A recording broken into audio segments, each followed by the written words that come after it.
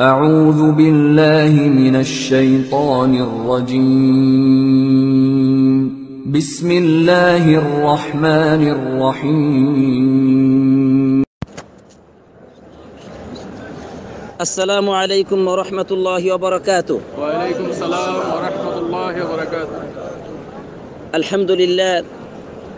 الحمد لله العلي العظيم، وأشهد أن لا إله إلا الله وحده لا شريك له، وأشهد أن محمدا عبده ورسوله। أما بعد, সমস্ত প্রশংসা একমাত্র সেই মহান আল্লাহ রাব্বুল আলামিনের জন্য, যে আল্লাহ রাব্বুল আলামিন তিনি মহা সম্মানিত, যিনি তার বান্দাদের জন্য অসংখ্য পথ বর্ণনা করে দিয়েছেন, যেই পথে চললে পড়ে তাদেরকে তিনি গুনাহ থেকে মাফ করে দিবেন আর তাদের মর্যাদাকে দুনিয়া ও আখিরাতে বৃদ্ধি করে দিবেন। সেই মহান আল্লাহ রাব্বুল আলামিনের জন্যই সকলেই প্রশংসা জ্ঞাপন করি, বলি আলহামদুলিল্লাহ। অতঃপর সালাত এবং সালাম পড়ি আমাদের সেই রাসূলের উপর, যিনি তার উম্মতকে ক্ষমার পথের দিকে আহ্বান করেছেন এবং দুনিয়াতে ও আখিরাতে সম্মান ও মর্যাদার শীর্ষে পৌঁছার পথ বর্ণনা করে দিয়েছেন। সকলে তার উপর পড়ি সাল্লাল্লাহু আলাইহি ওয়াসাল্লাম। আমার প্রাণপ্রিয় বাংলাদেশি বন্ধুগণ, মসজিদে নববীতে এইমাত্র যিনি খুতবা দিয়েছেন তিনি হচ্ছেন ফদিলাতুশ শাইখ আব্দুল বারী আস-সুবাইতি। যে বিষয়ে তিনি আজকে খুতবাটি দিয়েছেন, যা ইতিপূর্বে আপনারা জেনেছেন, যে পাপ মোচনকারী ও সম্মান মর্যাদা বৃদ্ধিকারী আমলসমূহ। আমি এখন খুতবার অনুবাদ শুরু করছি। শুরুতেই মহান আল্লাহ রাব্বুল আলামিনের তৌফিক কামনা করছি, তিনি যেন আমাকে এই খুতবার অনুবাদ আমানতের সহিত সুন্দরভাবে উপস্থাপন করার তৌফিক দান করেন, আমিন। আজকের তারিখ হচ্ছে 14ই জিলহজ 1437 হিজরি, 16ই সেপ্টেম্বর 2016। ইমাম সাহেব শুরুতেই তিনি ভূমিকা স্বরূপ বললেন, আম্মা বাদ أوشكت أعمال الحج على انتهاء، وبدأت قوافل الحجيز تحزم أمتعتها قافلة إلى ديارها। হাজিদের বা হজ্জের আমল সমূহ শেষ হওয়ার উপক্রম হচ্ছে। এমত অবস্থায় হাজিগণের কাফেলা তারা শুরু করেছে তাদের সরঞ্জামাদিগুলো, গাড়িগুলো বাদা, কাফিলাতান ইলা দিয়ারিহা, তাদের মাতৃভূমিতে সফরের জন্য। বাদা মৌসুমিন নাজিহিন ওয়া হাফিলিন বিখিদমাতিন মুতাকামিলা ওয়া ইনজাজাতিন জালিলা। এক কল্যাণময়, মহা সাফল্যময়, পূর্ণাঙ্গ এবং প্রাচুর্যময় এক মৌসুমকে অতিবাহিত করার পরে وجهود تعاضدت فيها كل القطاعات التي بذلت عملا دؤوبا, সেখানে তারা প্রচেষ্টা চালিয়েছে সকল ক্ষেত্রেই তাদের বাযালান আমালান দুউবান, সর্বাত্মক প্রচেষ্টা, অবিরাম অক্লান্ত পরিশ্রম সেখানে করেছে। এইভাবে তারা সফলতায় পৌঁছেছে। অপরদিকে হাজি এবং আগন্তুকদের খেদমতের ধরন পদ্ধতি ব্যাপকভাবে উন্নতি লাভ করেছে।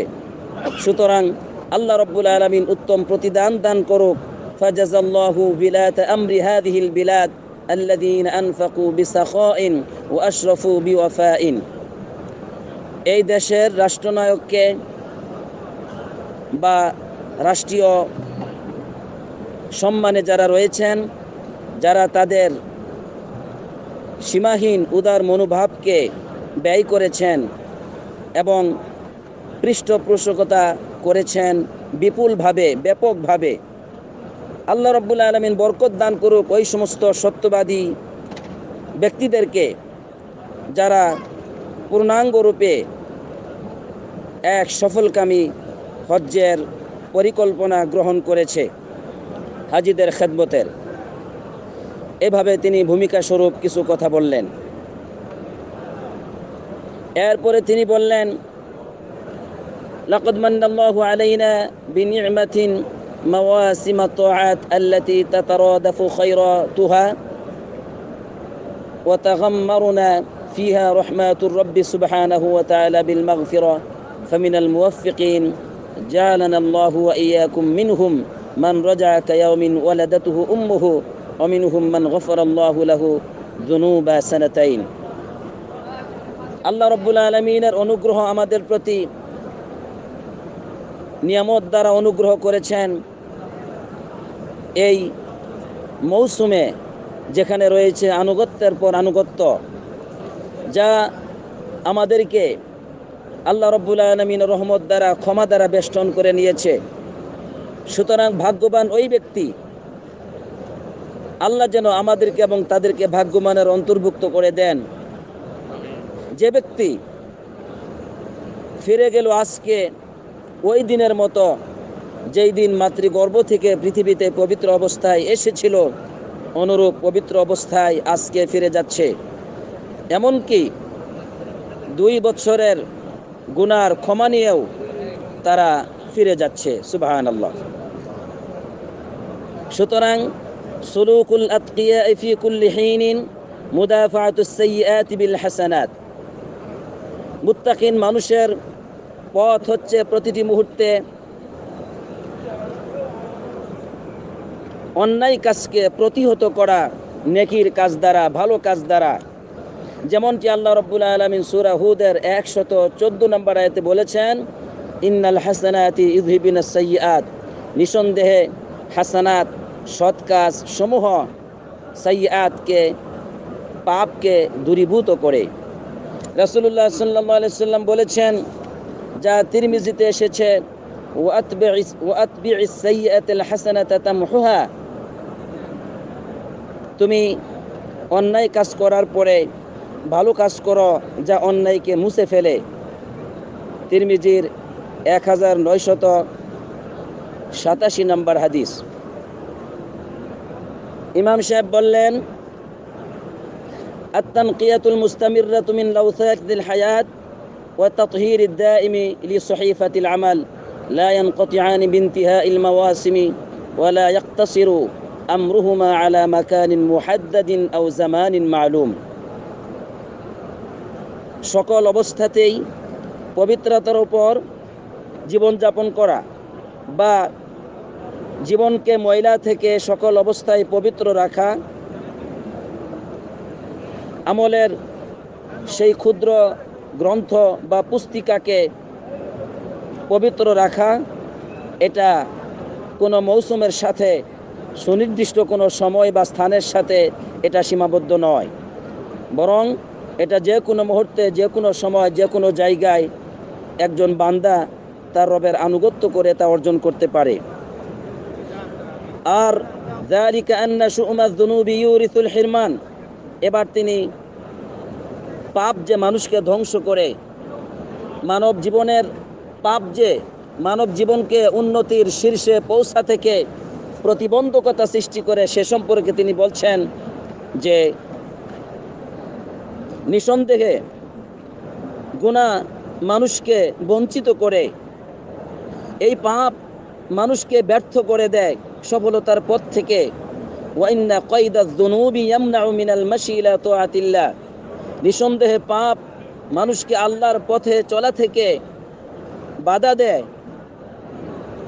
ওয়া ইন্না সিকলায যুনুবি ইয়ামনাউ মিনাল খিফাতি লিল খায়রাতি ওয়ান নাশাতি ইলা তাআত, নিঃসন্দেহে পাপের বোঝাটি মানুষকে যে কোনো ধরনের কল্যাণকর কাজ থেকে সামান্যতম ঊর্ধ্বগতি অবলম্বন বা সামান্যতম চঞ্চলতাপূর্ণ কাজ থেকে তাদেরকে বিরত রাখে।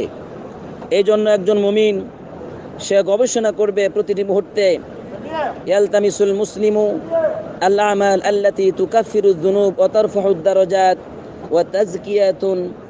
ওয়া তাযকিয়াতান লিনাফসিন তানশুদুন লিকাআ ওয়াল ইরতিকাআ। একজন মুমিন প্রতিটি মুহূর্তে সে গবেষণা করবে ওই সমস্ত আমলগুলো করার ক্ষেত্রে যে সমস্ত আমলগুলো তার গুনাহকে মুছে দেয়, তার পদমর্যাদাকে বৃদ্ধি করে, তাকে পবিত্র করে, তাকে ঊর্ধ্বগতি এবং পরিচ্ছন্নতার দিকে উদ্বুদ্ধ করে। একথা বলার পরে ইমাম সাহেব 13টি পয়েন্ট উল্লেখ করলেন আজকের প্রথম এবং দ্বিতীয় খুতবায়, যেগুলোতে আল্লাহ রাব্বুল আলামিন বান্দার পাপকে মুছে দেন এবং তাদের মর্যাদাকে বৃদ্ধি করেন। সর্বপ্রথম পয়েন্ট হচ্ছে তাওহীদুল্লাহি ওয়া ইফরাদিহি বিল ইবাদা, ফামান হাক্কাকা কালিমাতাত তাওহীদ ফি কলবিহি আখরাজাত মিনহু কুল্লামা সিওয়াল্লাহি মাহাব্বাতান ওয়া তা'যীমান ওয়া ইজলালান। আল্লাহ রাব্বুল আলামিনের একাত্মবাদকে বিশ্বাস করা, এককভাবে আল্লাহর গোলামি করা এবং আল্লাহর এই কালিমাতুত তাওহীদকে যে ব্যক্তি তার অন্তরে বাস্তবায়ন করবে, কিভাবে? তার অন্তরে আল্লাহ ব্যতীত এই পৃথিবীর যত বস্তুর মহব্বত রয়েছে, সম্মান মর্যাদা রয়েছে, এগুলো সব কিছুকে উপড়ে ফেলবে হৃদয় থেকে। একমাত্র আল্লাহ রাব্বুল আলামিনের মহব্বতকে, তাজিমকে, সম্মানকে হৃদয়ে বপন করবে। তখন তার সমস্ত গুণাগুলি এই তাওহীদের কারণে পুড়ে যাবে, ছাই হয়ে যাবে। যদিও ওয়ালাউ কানাত মিসলা জাবাদিল বাহর, যদিও তার গুনার পরিমাণ এত বিশাল হয় যে সমুদ্রের ফানা পরিমাণ ব্যাপকতা লাভ করে, তারপরে সেই সব গুণাগুলিকে আল্লাহ তাআলা নিশ্চিহ্ন করে দিবেন। সুবহানাল্লাহ। এমনকি রুব্বামা কল্লাবাতহা হাসানাত, ওই গুণাগুলিকে আল্লাহ রাব্বুল আলামিন নেকি দ্বারা পরিবর্তন করে দেন। সুবহানাল্লাহ। এটা হলো প্রথম পয়েন্ট। দ্বিতীয় নম্বরে তিনি বলছেন তাকওয়া অবলম্বন করলে পরে আল্লাহ রাব্বুল আলামিন বান্দার গুনাহকে মাফ করেন এবং তার মর্যাদাকে বৃদ্ধি করেন। কোরআনুল কারীমে সূরা তালাকের 5 নম্বর আয়াতে আল্লাহ রাব্বুল আলামিন বলছেন ওমাই ইয়াত্তাকিল্লাহা ইউকাফির আনহু সাইয়্যাতিহি ওয়া ইউযিম লাহু আজরা। যে ব্যক্তি আল্লাহ রাব্বুল আলামিনকে ভয় করবে, আল্লাহ তাআলা তার গুনাহগুলিকে মুছে দিবেন আর তাকে বিরাটভাবে পুরস্কৃত করবেন, অর্থাৎ তার মর্যাদাকে বৃদ্ধি করবেন। 3 নম্বর পয়েন্ট ইমাম সাহেব বললেন যে ومن ذلك إحسان الوضوء والطهارة وتعظيم أداء الصلاة على وقتها مع الجماعة। গুনাহ মোচনকারী, পদমর্যাদা বৃদ্ধিকারী আমল সমূহের অন্যতম আমল হচ্ছে সুন্দরভাবে পবিত্রতা অর্জন করা, ওযু করা, নামাজকে সম্মানের সহিত আদায় করা যথাসময়ে জামাতের সহিত, যা মানুষের পদমর্যাদাকে বৃদ্ধি করে। রাসূলুল্লাহ সাল্লাল্লাহু আলাইহি সাল্লাম বলছেন আলা আদুল্লুকুম আলা মা ইয়ামহুল্লাহু বিহিল খতায়া ওয়া ইয়ারফাউ বিহিদ দারাজাত ক্বালু বালা ইয়া রাসূলুল্লাহ ক্বালা ইসবাগুল উদুই আলাল মাকারিহি ওয়া কাসরাতুল খতা ইলাল মাসাজিদি ওয়া ইন্তিযারুস সালাতি বা'দাস সালাতি ফাযালিকুমুর রিবাত। হাদিসটি সহিহ মুসলিমে এসেছে 251 নম্বর হাদিস। আল্লাহ রাসূল সাল্লাল্লাহু আলাইহি সাল্লাম বলছেন আমি কি তোমাদেরকে সংবাদ দিব না যে আমল করলে পরে তোমাদের গুনাহগুলিকে আল্লাহ রাব্বুল আলামিন মাফ করে দেন আর তোমাদের মর্যাদাকে আল্লাহ তাআলা বৃদ্ধি করেন। সাহাবাগণ বললেন ইয়া রাসূলুল্লাহ বলুন। তিনি বলছেন কষ্টের সময় পরিপূর্ণভাবে ওযু করা আর বেশি বেশি হেঁটে হেঁটে মসজিদে যাওয়া, বেশি বেশি কদম দিয়ে পা রেখে রেখে মসজিদে যাওয়া এবং এক সালাত থেকে আর এক সালাত পর্যন্ত অপেক্ষা করা, ফাযালিকুমুর রিবাত, এটাই হচ্ছে রিবাত। রিবাতের অর্থ হচ্ছে যে যুদ্ধের জন্য সৈন্যরা যেমন প্রস্তুতি গ্রহণ করে বা সার্বক্ষণিক প্রস্তুত থাকে, কখন শত্রু আসবে যুদ্ধ করবে, এটা যেন সেই রিবাতের মতো, সেই শত্রুর অপেক্ষায় থাকা, অর্থাৎ নিজের আত্মাকে আপনি আটকে রাখবেন যেন এই আমলগুলো আপনি করেন। আল্লাহ রাসূল সাল্লাল্লাহু আলাইহি সাল্লাম আরো বললেন, মান তাতাহহারা ফি বাইতিহি সুম্মা মাশা ইলা বাইতিন মিন বুয়ুতিল্লাহি লিয়াকদিয়া ফরিদাতান মিন ফরাইদিল্লাহ কানাত خطوتاه إحداهما تحط خطيئة والأخرى ترفع درجة رواه مسلم। সহিহ মুসলিমের 666 নম্বর হাদিসে এসেছে, যে ব্যক্তি বাড়িতে পবিত্রতা অর্জন করলো অতঃপর আল্লাহ তাআলার কোনো ঘরে সে গেল আল্লাহর কোনো ফরজ ইবাদতকে পালন করার জন্য, তখন দুটো কদমের একটি কদম দ্বারা তার গুনাহগুলিকে আল্লাহ রাব্বুল আলামিন মাফ করে দেন, আর আরেকটি কদম দ্বারা আল্লাহ তাআলা তার মর্যাদাকে বৃদ্ধি করেন। সুবহানাল্লাহ। 4 নম্বর পয়েন্টে এসেছে যে আল্লাহর পথে খরচ করা, সদকা করার দ্বারা বান্দার গুনাহ মাফ হয় এবং মর্যাদা বৃদ্ধি পায়।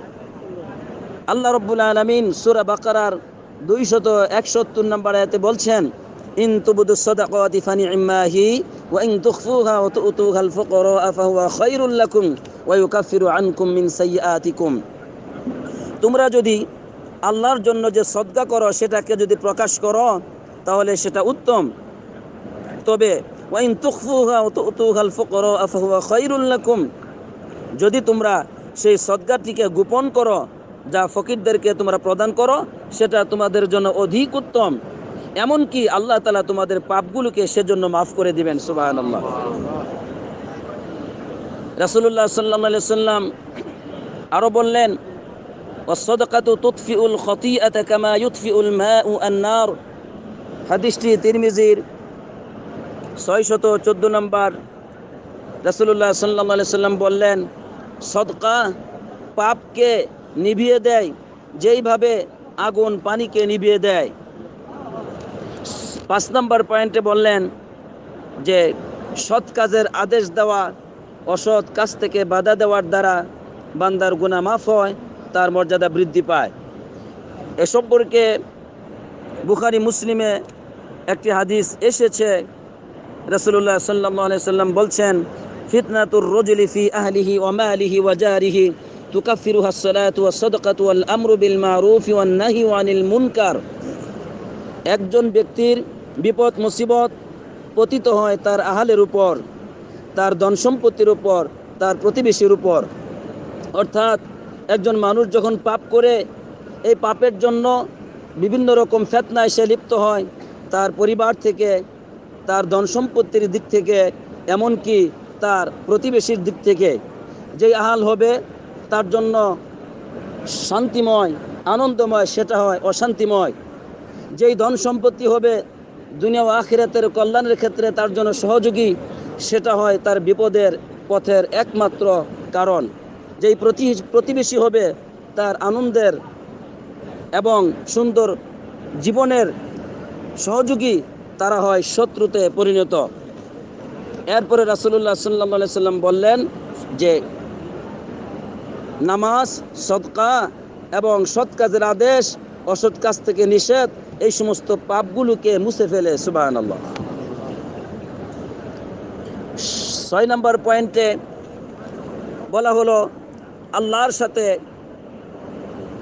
সত্যবাদিতা প্রকাশ করা, এমনকি নিজের সাথে, নিজের আত্মার সাথে, নিজের জীবনে সত্যবাদিতার উপর জীবনযাপন করা, মিথ্যাকে পরিহার করা,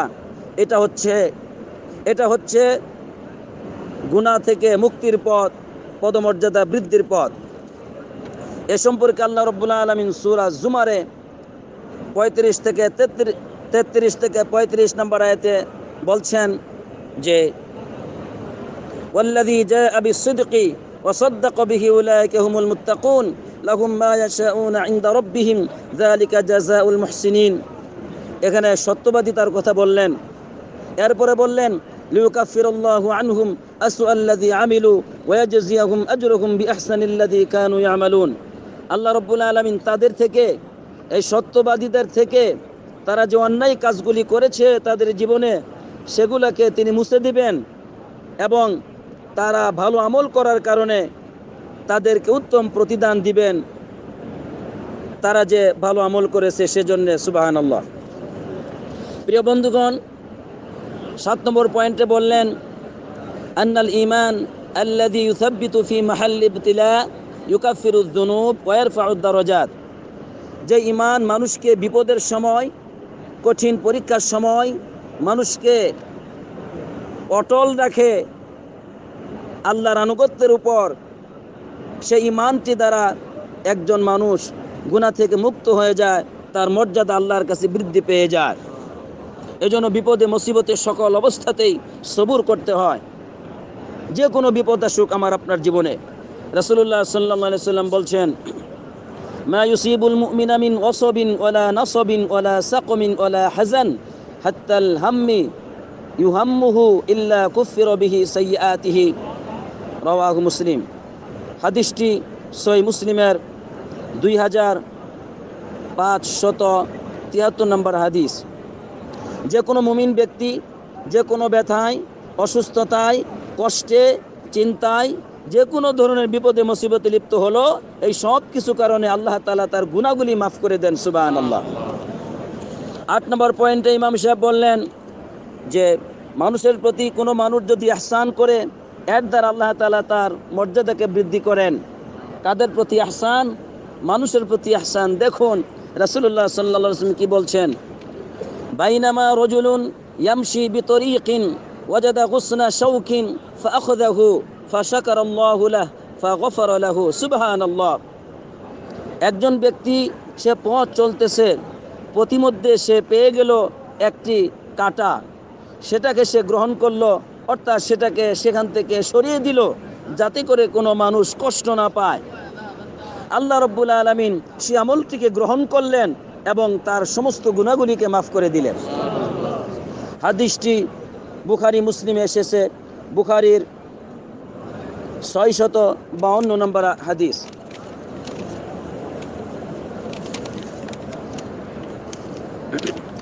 এরপরে ইমাম সাহেব বললেন,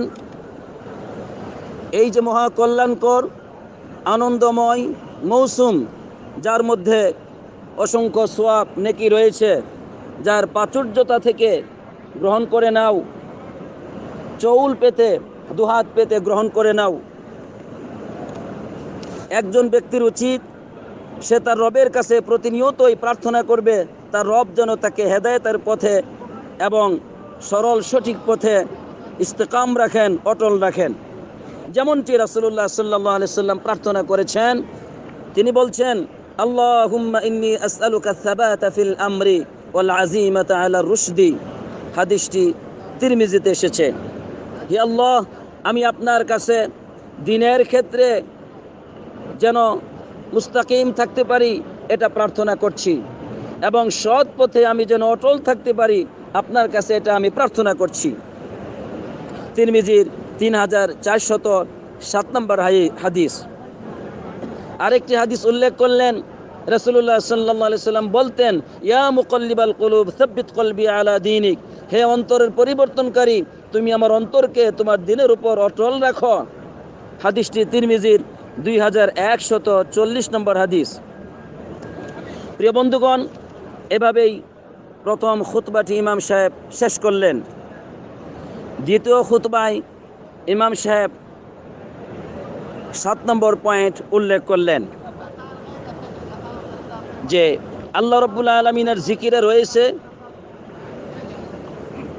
প্রচুর পরিমাণ রিজিক, প্রাচুর্যতা, উপহার, উপঢৌকন, অনুগ্রহ। কিসের মধ্যে? আল্লাহ তাআলার জিকিরের মধ্যে। যা অল্প সামান্য জিকির, যদি সেটা খুব সত্যবাদী নিয়ত নিয়ে করা হয়, তাহলে আল্লাহ তাআলা ওই সামান্য জিকিরের মাধ্যমে, কয়েকটি কালেমার মাধ্যমে গুনাহকে মাফ করে দেন, বান্দার মর্যাদাকে আল্লাহ তাআলা বৃদ্ধি করে দেন। যেমনটি রাসূলুল্লাহ সাল্লাল্লাহু আলাইহি সাল্লাম বলছেন, মান ক্বালা লা ইলাহা ইল্লাল্লাহ ওয়াহদাহু লা শারীকা লাহু লাহুল মুলকু ওয়া লাহুল হামদু ওয়া হুয়া আলা কুল্লি শাইইন কাদির। যে ব্যক্তি এই কালিমাগুলো পড়বে, ফি ইয়াউমিন মিআতা মাররা, একদিনে 100 বার। কতবার? সকাল থেকে সন্ধ্যা পর্যন্ত একদিনে 100 বার যে ব্যক্তি পড়বে, তার জন্য রয়েছে 10টি গোলাম আজাদ করার নেকি। অকুতিবাত লাহু মিআতু হাসানা, 100টি নেকি আল্লাহ তাআলা তার জন্য লিখে দিবেন। অমুহিয়াত আনহু মিআতু সাইয়্যিআহ, তার থেকে 100টি গুনাহকে মুছে দিবেন। ওয়াকানাত লাহু হিরজান মিনাশ শাইতান ইয়াওমাহু যালিকা হাত্তা ইউমসি, আর সেই দিনের জন্য সে শয়তান থেকে সম্পূর্ণরূপে হেফাজতে নিয়ন্ত্রণে থাকবে সন্ধ্যা পর্যন্ত। এবং কিয়ামতের দিন তার মতো উত্তম আমল নিয়ে কেউ আসতে পারবে না, তবে ওই ব্যক্তি আসতে পারবে যেই ব্যক্তি নাকি তার চাইতে অধিক আমল করেছে। হাদিসটি বুখারী মুসলিমে এসেছে, সহিহ মুসলিমের 3273 নম্বর হাদিস। প্রিয় ভাইরা আমার, এরপরে ইমাম সাহেব বললেন, এটা কয় নম্বর পয়েন্ট যাচ্ছে? 8 নম্বর না 9 নম্বর, আমি ভুল বলেছিলাম। 10 নম্বর পয়েন্ট ইমাম সাহেব বললেন, রাসূলুল্লাহ সাল্লাল্লাহু আলাইহি সাল্লাম বলছেন, যে ব্যক্তি মান ক্বালা হিনা ইয়াসমাউল মুআযযিন, যে ব্যক্তি বলে যখন মুয়াজ্জিনের আওয়াজ তিনি শুনতে পান, অর্থাৎ আজান যখন শুনতে পান, তখন কি বলে? আশহাদু আল্লা ইলাহা ইল্লাল্লাহ ওয়াহদাহু লা শারীকা লাহ ওয়া আন্না মুহাম্মাদান আবদুহু ওয়া রাসূলুহু রাদিতু বিল্লাহি রাব্বা ওয়া বিমুহাম্মাদিন রাসূলান ওয়া বিল ইসলামি দীনান। এই দোয়াটি যে ব্যক্তি পড়বে, গুফিরা লাহু যামবুহু, তার সমস্ত গুনাহগুলিকে আল্লাহ রাব্বুল আলামিন মাফ করে দেন। সুবহানাল্লাহ। 10 নম্বর পয়েন্টে